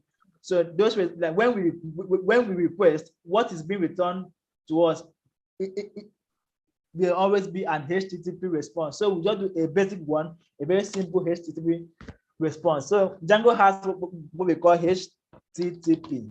Okay, HTTP response. Take one T out. Okay. Oh, sorry. HTTP response. Okay, and this module is in Django HTTP. Sorry, this function is in Django HTTP module. Okay, so now you can do from, remember how to import from Django since it is there. Don't worry, you don't have to cram where these things are being imported from. Okay, just know what is being used for, and then you can Google it up when you've forgotten where to import it from. Okay, because there are some along the way, there are some files that we will use, and to import it we have to pass from Django something dots will bridge like 5 dots. So so those kind of things that you don't cram it. Okay, just know what function you want to use and what it is being used for. Will it accomplish your desired task? If yes, go ahead and Google how to import that particular function. It's easy at that. Okay, so Django has what we call HTTP. Okay, it imports HTTP response. Okay, so now what we want to do is since this is a function must return, and return terminates the end of that function, right? So we want to return an HTTP response. Okay, an HTTP response that says an HTTP response. Since this is an HTTP response, we can go ahead and write and key in an HTML code here. Okay, but we won't be doing this. Okay, but for now I'll just put in a basic h1 tag here. Okay, and then we can say home page. Okay, and sorry, home page. Okay, and then we go ahead and close that tag h1.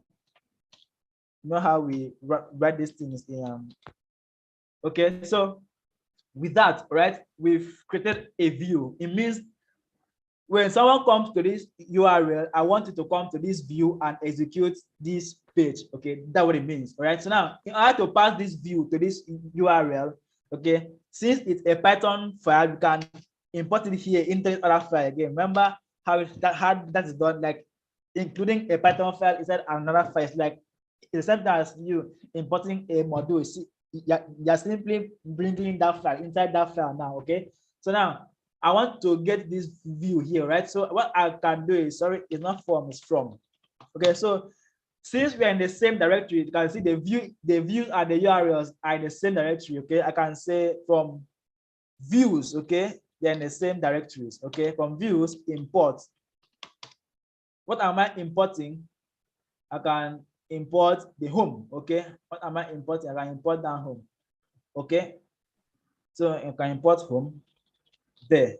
Okay, so that's then in here the view now, and I replace this view with that home. Okay, and I replace that view now with that home.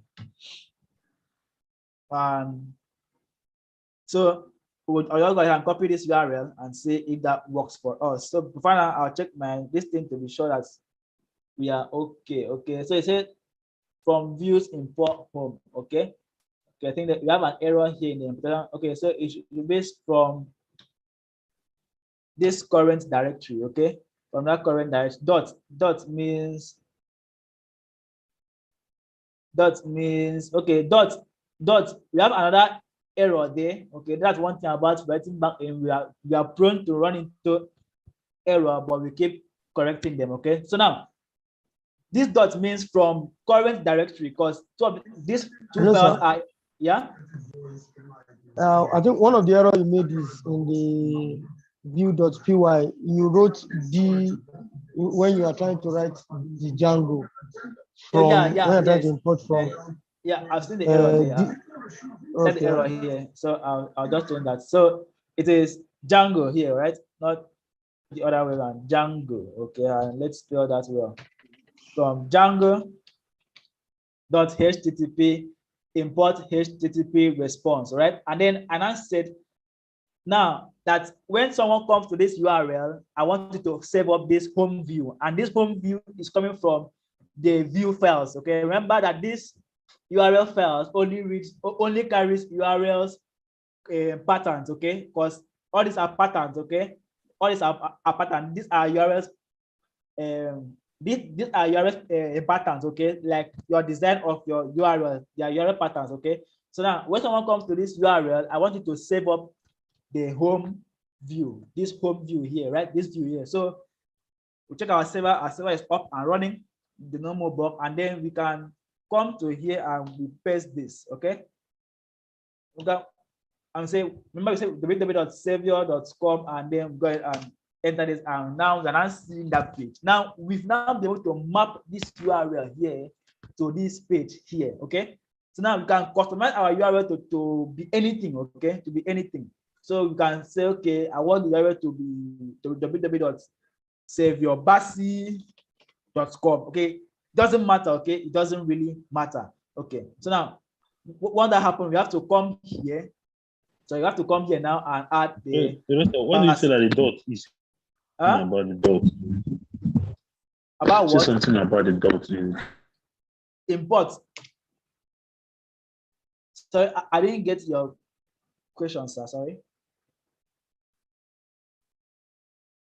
No, it's talking about the dot on line 18. Okay, this dot. Okay, I said that this dot means it's the same thing as if I've said current directory. The same thing I'm saying my site, since both of them are in the my site folder, my site dot views. Okay, so you thought I'm writing the my site dot views, since they're in the same folder. Okay, we're having an error here, so we got this. I've changed that error, but it's not updating. So run the server again, and that error is no more there. Okay. So now, since it's in the same directory, it's sometimes saying from my site.views, this view file here, bring that view file down.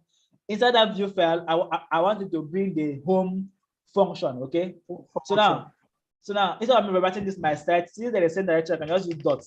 Okay, dot views means same directory. But if that views was in another directory, please go ahead and specify that folder name. Okay, that folder name. Okay, so that's what it means. So now I've changed it to SaviourBasi, okay, and it still works perfectly well. If I go to www.saviorbasi.com, they're still having that home page. So we've been able to link this URL to this view here. Okay. So I'll just do one more and then we call it a day. All right. So another thing is that I like giving my URL names. Okay. But why is because is why I like doing that. Second question. That minus that comma. Which comma? The comma on the admin. Okay, this comma here. On that admin. Yes. Right, what's the function of it?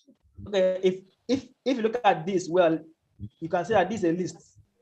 If you look at this well, it's a list. And how do you separate elements in list? With commas, right? So you see, the Python is not going back in play, but in another level. I lost what you're saying. Okay, sorry. Okay, what I said was, if you look at this well, you can say that this is a list. Can you hear me? Okay. Yeah, I can hear you now.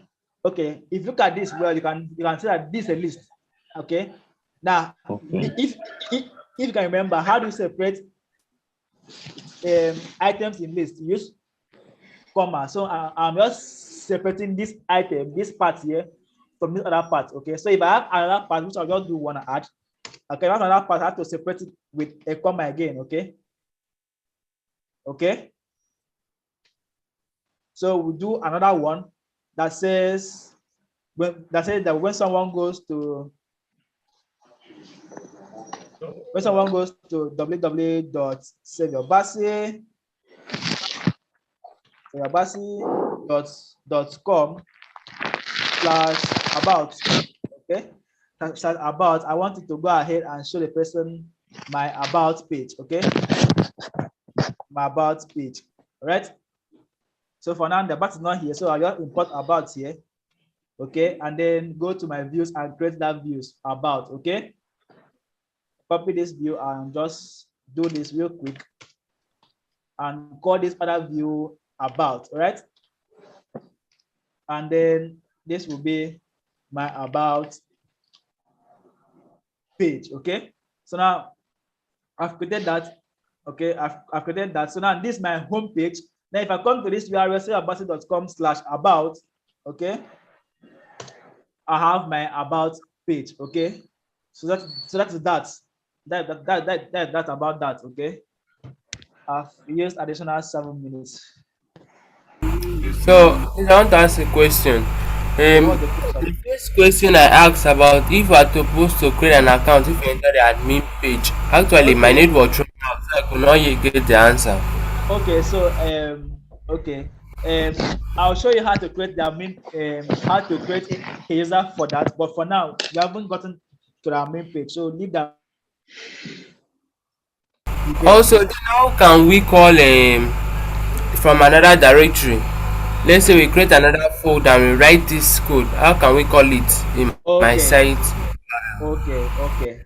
So that was supposed to be application, but unfortunately we can't cover that at this moment. Okay, but I'll show you how you can do that probably in the next class. Okay, I promise in the next class I'll show you how to import from another folder. Okay, you have to end this class. Okay? Thank you.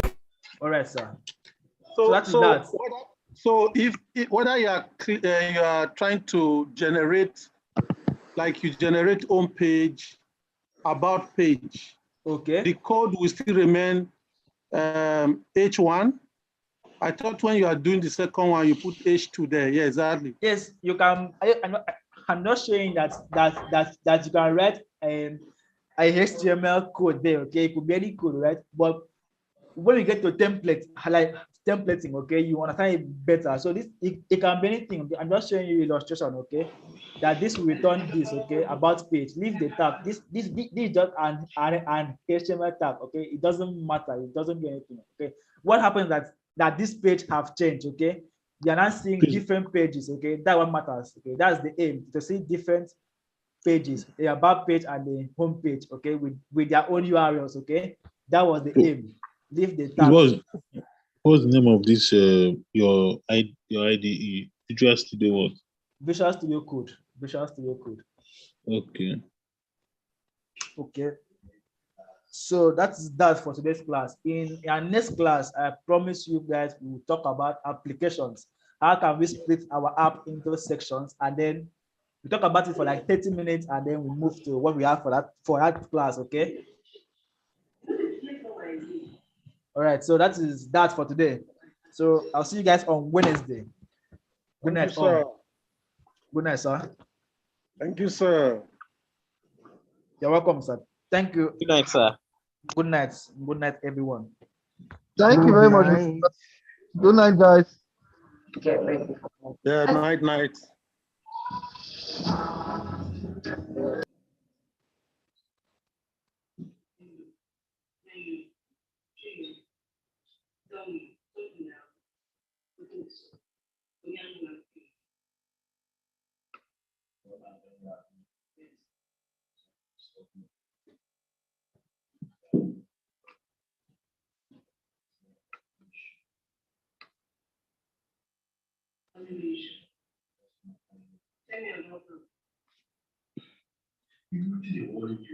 Relax. So I'm not going to worry you like this.